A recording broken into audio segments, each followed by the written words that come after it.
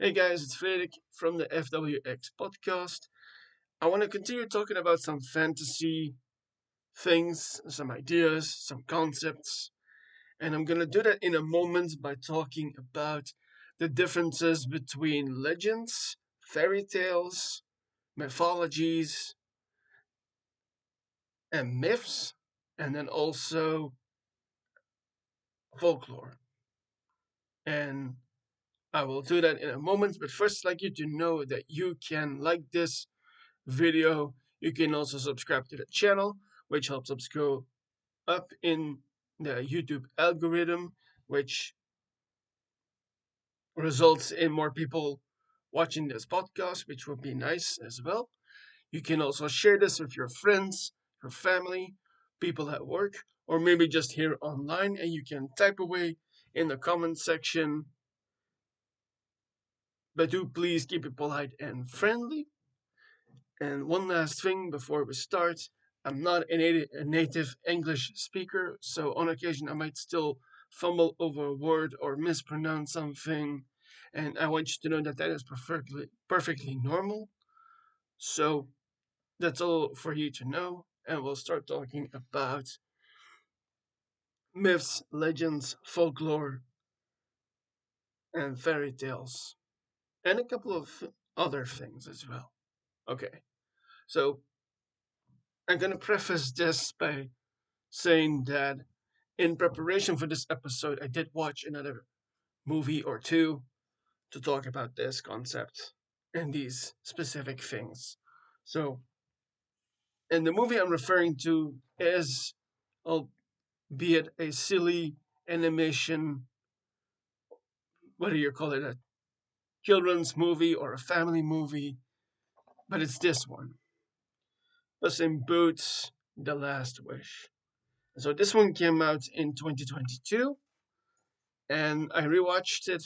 It's actually a absolutely perfect movie, and it's based on a good bunch of things, and I want to talk about those things. So, obviously, first and foremost, I'm gonna start by talking about fairy tales because a good portion of these things and the characters in there are based on fairy tales. Like, for instance, the main character, Puss in Boots. And obviously, he is based because another thing about this movie, this is very much a Disneyfied or Pixarfied movie because it takes some liberties with the original source material. Because Puss in Boots is originally a fairy tale or a tale from folklore, and there is a lot more to talk about fairy tales, and this also helps you for when you're writing a fantasy book, a novel, because if you're writing the world and you're writing the characters, you often hear about specific kind of lore. And I've done this before in a video where I talked deeply about specifically the Lord of the Rings movies and the books and the lore that is referenced all the time. Specifically in the books, it gets talked about a lot, to some extent in the movies as well. And that is to build up the world that has been made in your story. And the movie of the Puss in Boots 2 has quite a lot of these figures from fairy tales or from the Shrek verse, basically, because this version of Puss in Boots, of course, is, as I said, a Disneyfied version. Again, another thing to talk about in a moment that is also very Disneyfied. That's when we're talking about the myths. But first and foremost, Puss in Boots: The Last Wish, not only an excellent animated movie, is all about a message to convey to the reader or to the listener and the watcher. And that is very much what a fairy tale also does, is that often we get a tale because we need to learn something about it. It has deeper and hidden meaning. And Puss in Boots specifically, The Last Wish, is all about facing your mortality and the fear you have of living life like every day could be your last day. And that is specifically what that movie is about. And it also has a roster of characters that I'm gonna bring up in a moment.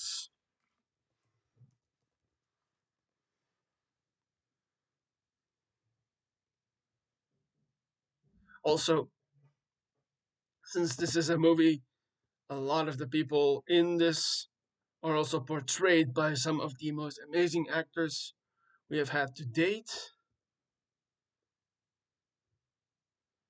For instance, if you have seen this movie, you will know at this point now that Mr. Puss in Boots is, of course, played by the impeccable Antonio Banderas. And one of the things about Puss in Boots is that basically he's a cat version of Zorro, which is kind of a joke and a deeper tale in itself because Antonio Banderas used to play Zorro in the early 2000s, and he was very good at that. I was obsessed with that character at the time, which is also why I trend towards this character.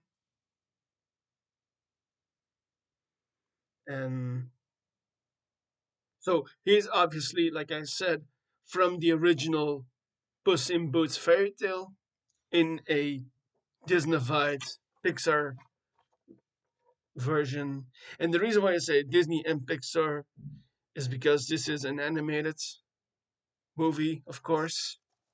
We get amazing graphics and special effects in this movie. I wouldn't think about special effects in an animated movie, of course, but a lot of it is also there's a ton of action, there's a ton of stuff that is happening, but it at its core it tells the tale of finding and facing your mortality and looking death in the eyes and say, not today, which kind of harkens back to when I talked about Game of Thrones, because that is Syrio Forel's whole thing when he's teaching Arya how to fight. Not today. Today, we do not die.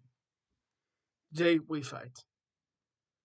And, well, speaking of Lord of the Rings, by the way, there's a part I want to explain here for a moment, because last week when I was making those previous videos, I was reminded of the prologue where Galadriel so elegantly explains what is happening, what has happened in the past and is about to happen in the present.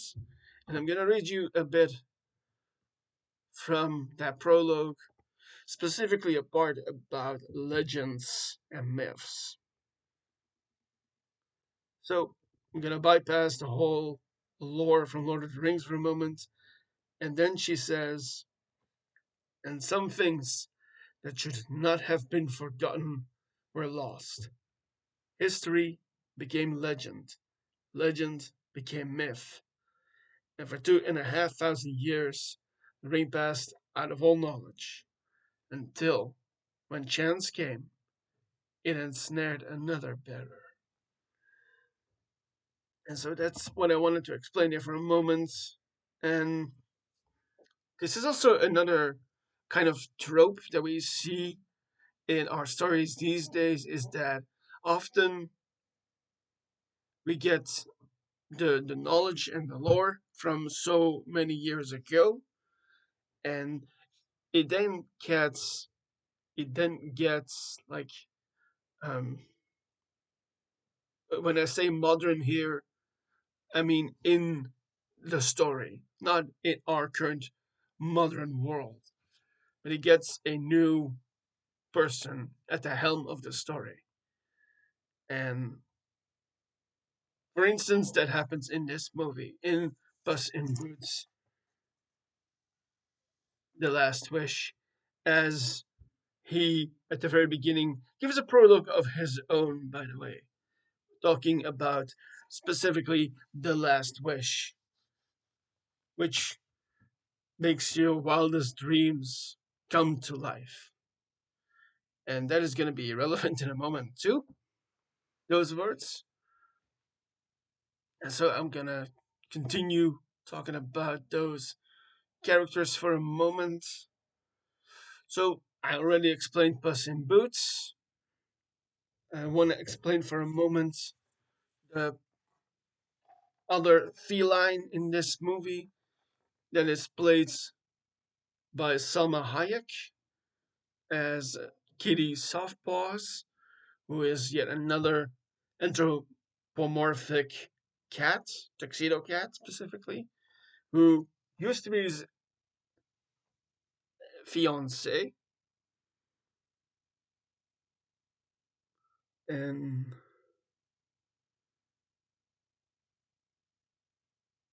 the two have a kind of a love hate relationship, more on the side of love than hate, but very much filled with tension and romance to a point as well, because you kind of meet both halves. Because as you, if you've seen this movie, you know that initially Puss in Boots is very much of an egomaniac, and in order to go further, he needs to lose that part of himself. And like I said before, that is the whole story here. But of course, he's not the only uh, former fairy tale character that is in this movie. I'm going to continue talking about those for a moment. There is a. I'm going to look something up for a moment.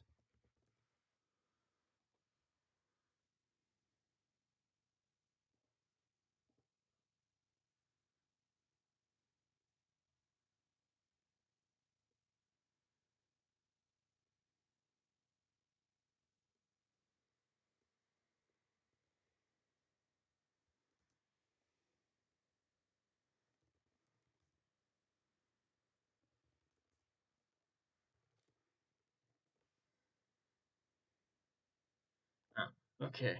I wanted for a moment a confirmation that the other main character besides Puss in Boots and Kitty Softpaws is the little dog here on the side, which is called by the end of the movie Perito. And the thing that I wanted to look up is that Perito is not based on a fairy tale,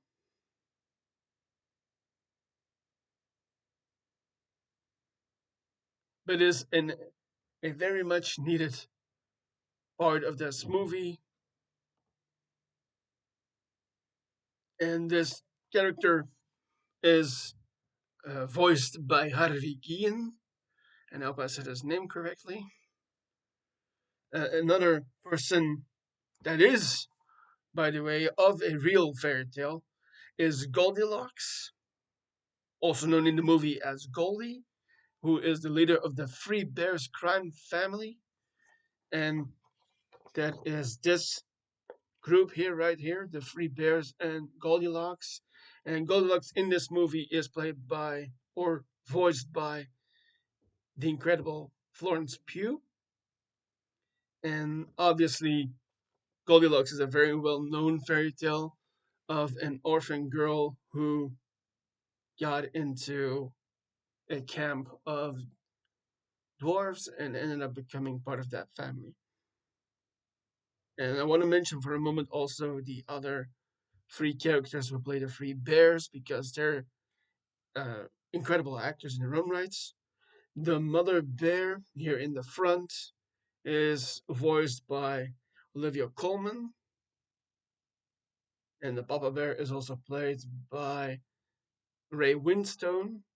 And actually, interesting for a moment, those three actors, Florence Pugh, Olivia Colman, and Ray Winstone, they are all part of another franchise that I have talked about before. That is the MCU, where they have played different characters. Except that Winstone and Florence have worked together before in the Black Widow movie. And last but not least, of course, also Baby Bear, the brother of Goldilocks, adoptive, is played by Samson Kayo. That's gotta watch for a moment. I think that's the one in the back right here. Okay.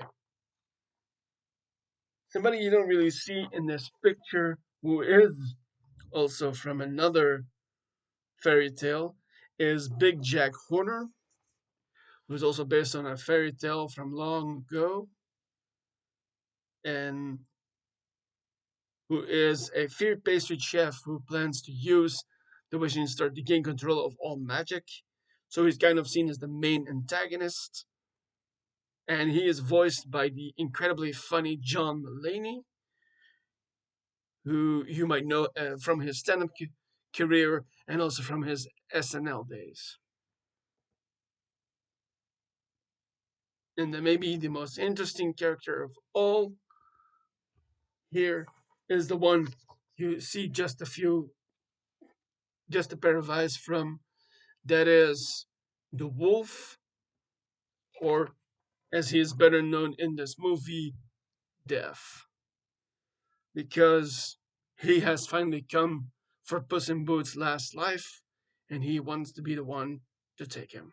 And he is played by the amazing Wagner Moura, we might know as Pablo Escobar from the Narcos TV series. And well, personally, Death is a bit more of a folklore kind of figure. You know, the big, scary, dark cloaked figure with the sickles or a glaive, but is in this movie way more of a wolf because that is an opposite of what Puss in Boots is. Because normally dogs and cats, and I say normally, I mean in the movie, dogs and cats don't mix, they don't get along. And I want to mention for a moment also that wolves are a huge part of fairy tales. For instance, in the I'm missing the damn name. The fairy tale where the girl goes to her grandma and comes across a big bad wolf. The big bad wolf. Yeah, I'm gonna look that up for a moment.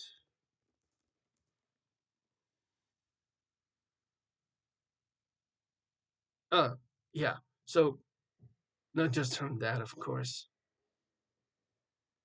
but actually very much appearing in the fairy tales from the Brothers Grimm,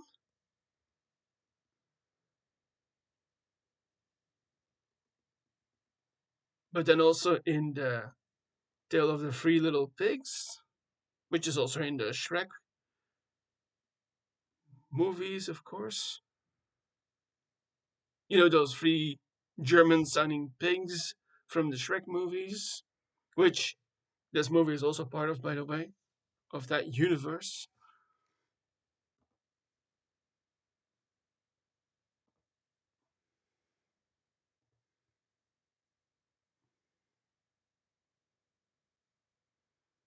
And I want to point something out here for a moment that initially, when I saw this movie first, this was a terrifying figure to see and to be put into a family movie or a child's movie or whatever you want to call it. But the more you watch it, the more you come to realize that actually this is part of life. And another thing I want to mention here for a moment, because Death is portrayed as a wolf to be the antagonist to Puss in Boots, is that, like I said, wolves are often used in fairy tales, like the Three Little Pigs one and Uh,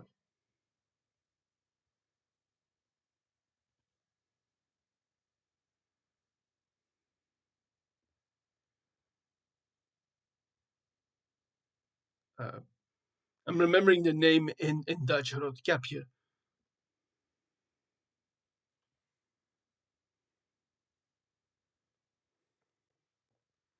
Just a second. Ah, Little Red Riding Hood. That was the damn name. Yeah, I wanted to mention that because, as I said, the wolf is very much. It's one of actually the most portrayed antagonists in film because often they resemble uh, fear, death, and deceit to some extent too. And actually thinking of Puss in Boots in this movie, obviously, iconically played by Antonio Banderas in this movie and in previous installments from the Shrek verse. Obviously, the little cat is an orange one. Another orange character that we often see in fairy tales and in the adaptations from fairy tales is obviously the fox, who's also a deceitful kind of character, often who lies, steals, and is often a thief character as well. That also reminds me that this is very anthropomorphic, meaning uh, humanoid animals, creatures that can talk, which is also another concept from fantasy, of course. I'm remembering also uh, from another character from the Shrek verse is obviously Donkey, ironic, iconically played by Eddie Murphy, and a few more characters like Pinocchio as well, also based on a fairy tale, of course. And the big difference with the Shrek verse, of course, I know it's not called that, but I'm calling it that to make this thing a bit easier to talk about, is that oftentimes we get these kinds of creatures, whether it's animals that can talk or specific kind of creatures or monsters or stuff, because we learn a bit more about ourselves that way. Because we oftentimes see ourselves as an animal. Sometimes you even get the question online like, what creature do you want to be if you weren't a human? Or what kind of animal would you want to be but you're not a human? Or if you believe in reincarnation, if you believe in reincarnation, you often get the question, what animal would you like to be? Also, sometimes the question, what animal do you relate to the most? And that's a very interesting concept. And that is basically why these movies get made, so that you can find for yourself what the deeper meaning is. And obviously, because it's Disney, there's obviously the corporate point as well, which is a shame.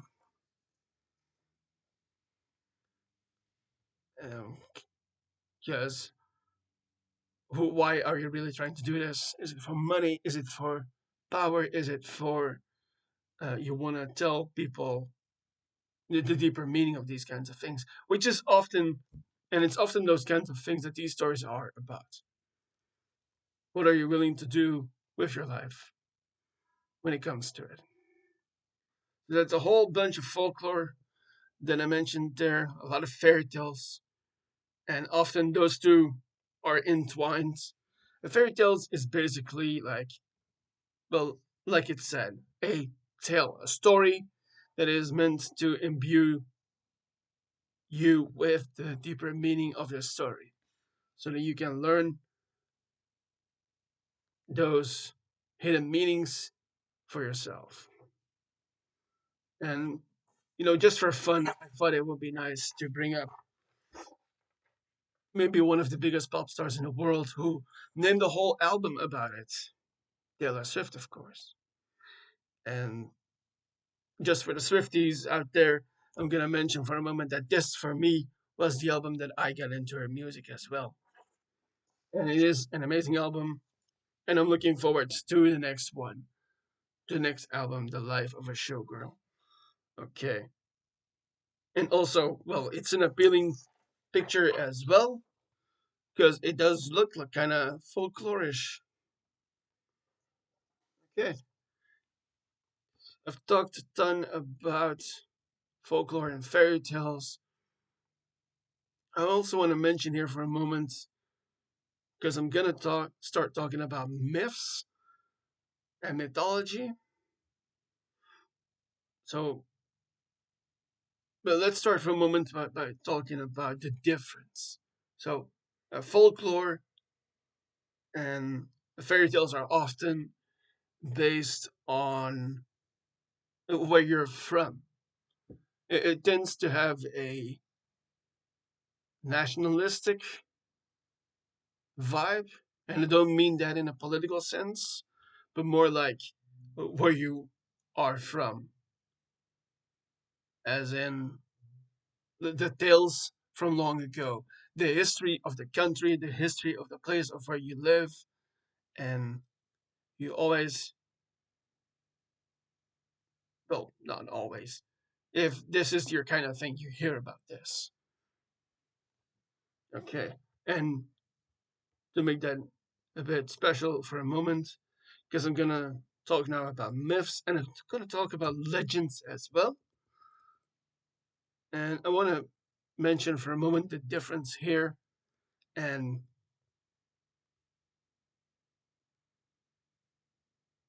I'm gonna read verbatim what it's saying here right now.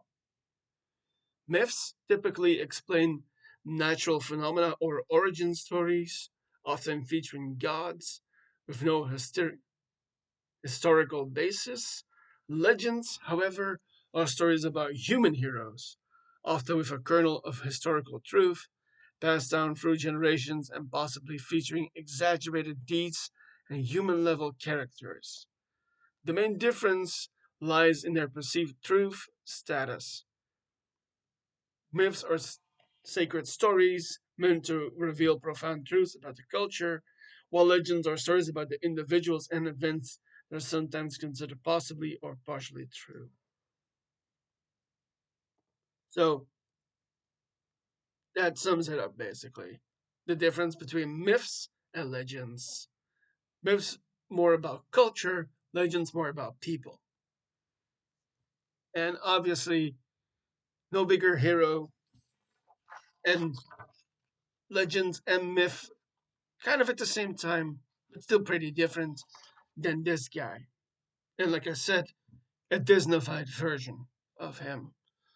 And also for all those uh, linguists out there, I know the difference. And for those who don't, I'll tell you the difference just now. Hercules is the Romanized version of Heracles, the Greek version. And obviously, the original tale of Heracles is much, much, much darker. Just like I didn't really say that with the folklore and the fairy tales things, but those are often also based in much darker tales. And obviously, in myths, you get a bit more monsters and creatures, and also some inaccuracies. Because, for instance, in the original tales of Hercules, there is no Pegasus present. Or maybe that's not true. In fact, if you want, you can engage here in debate in the comments section if you want.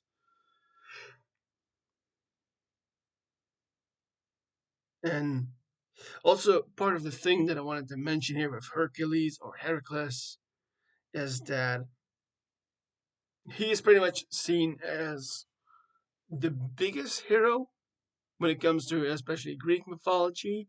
There's many, many more of those kinds of myths of a demigod, which I have explained in a different video,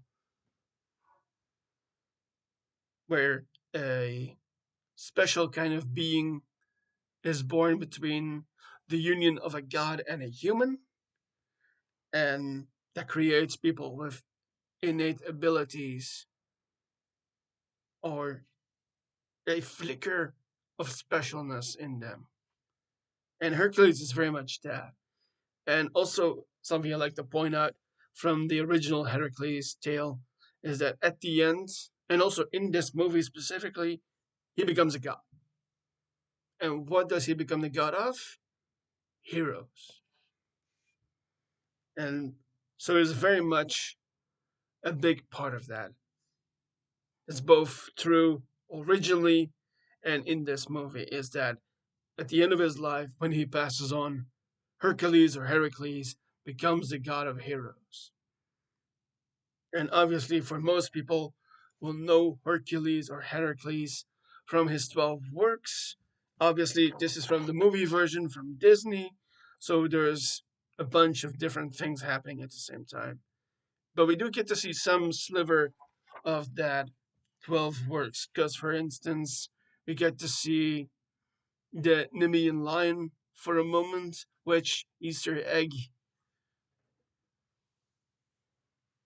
which is a huge Easter egg for another Disney movie, because the Nemean lion's hide that he then starts to wear is actually the dead version of Scar from Disney's The Lion King movie. And also, there's the huge fight with the Hydra, where he discovers that I can't just lob one head after another. That is not how I should be taking this one out. Kind of the same story with the Nemean lion, a creature he couldn't just straight up kill with a weapon. He needed to do that in a different way. And in the movie version, we get to see how he does that with the Hydra, where he buries it under an avalanche of rocks.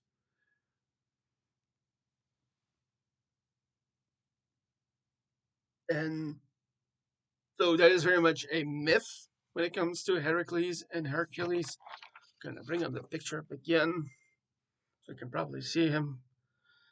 Um, Occasionally, there's some kernels of truth in here as well.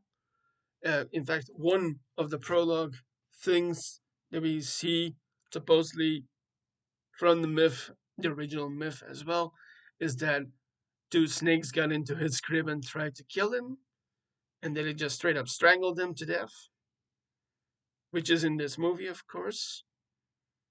There's a bit of a uh, how he supposedly dies in the original myth as well, as Megara or Meg in this movie.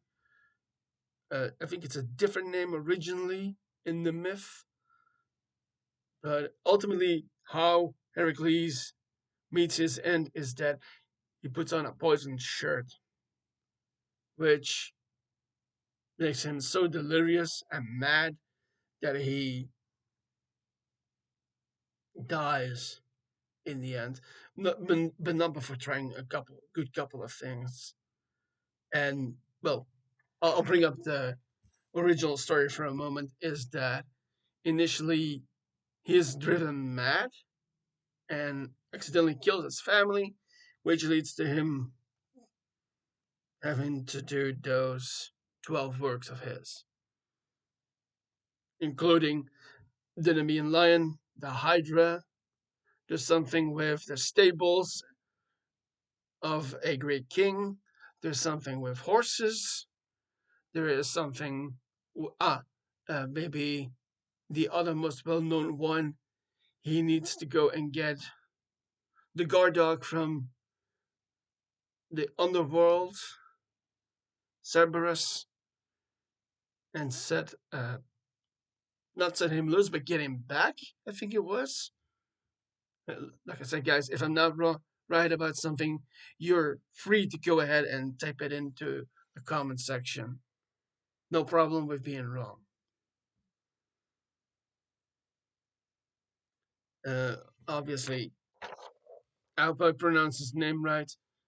Philoctetes, Phil in the movie, also based from another legend or even legendary hero. In the tale of Troy, one of the interesting characters here is Phil. Not in a satyr form, I think, where he's the one. Uh, you know what? No, I'm gonna get this one. I'm gonna get that one wrong if I start talking about that part. Um, okay.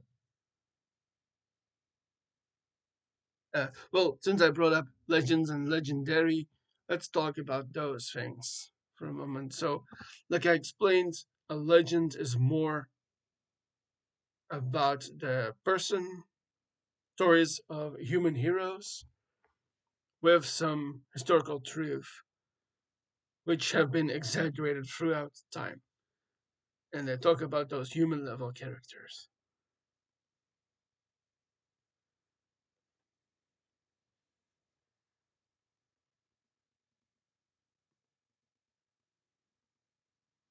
And when it comes to legends, those dip in and out when it comes to myths and folklore as well. For instance, one of the two examples that is given here from Google are King Arthur and Robin Hood, which tend to be a bit more folklore based than myths because they're both from the fr- from the Isles of Great Britain originally, and two, uh, well, as it stands right here, they may have been real people whose deeds have been amplified and embellished over time. So sometimes a legend can be someone that is,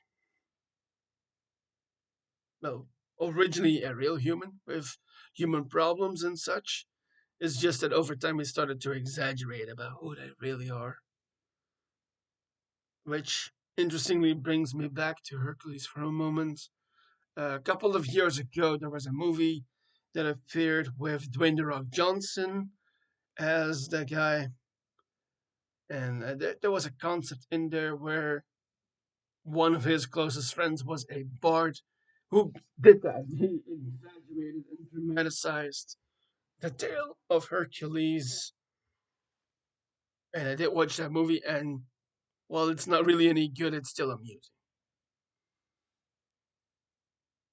And they kind of play back and forth with what is true and what is not about Hercules.